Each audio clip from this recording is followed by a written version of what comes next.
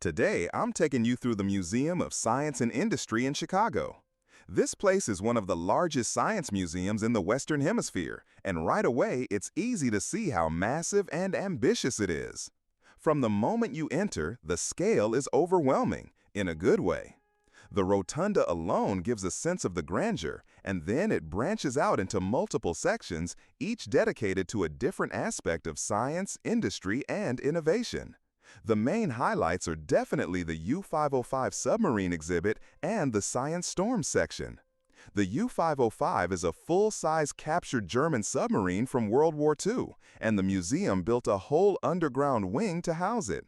The storytelling here is excellent, and if you pay for the guided tour, you can actually walk through the inside of the submarine, which adds a much deeper level to the experience.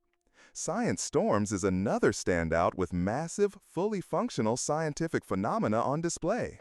Tornado simulators, Tesla coils, and a Newton's cradle that spans a wall. It's incredibly immersive. The museum does a solid job at making science interactive, but there are some drawbacks.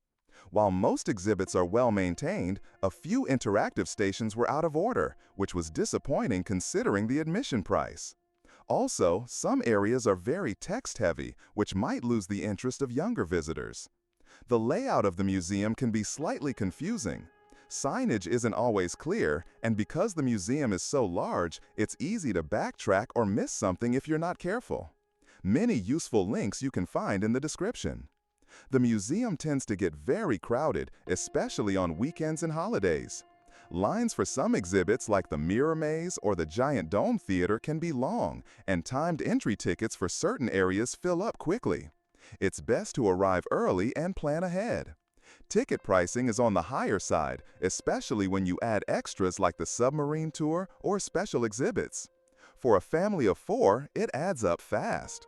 However, residents of Illinois can often get discounts, and there are a few free days throughout the year.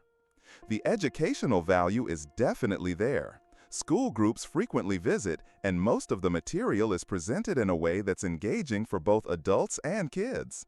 Still, if you're expecting a traditional art or history museum experience, this isn't that.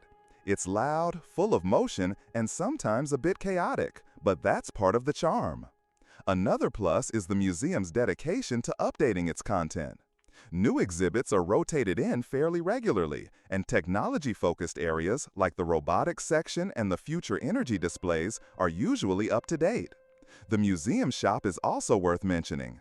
It's not just your typical gift store, it carries a wide variety of STEM-related toys, books, and gadgets that make great souvenirs or gifts for young science enthusiasts.